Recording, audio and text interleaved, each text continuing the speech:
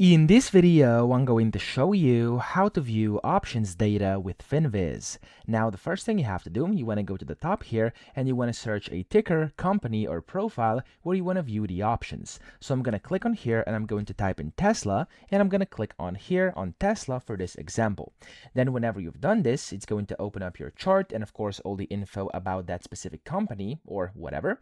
And then from here, you can see it says options up top right where there's a bunch of different things. So click on options, and this is going to allow you to view the options data inside Finviz. Now here, of course, you can go and view the chain, you can view the list, which looks like this, or of course 3D as well, which is also quite a neat view if you want to see it like this, okay? You can zoom in and move around, etc.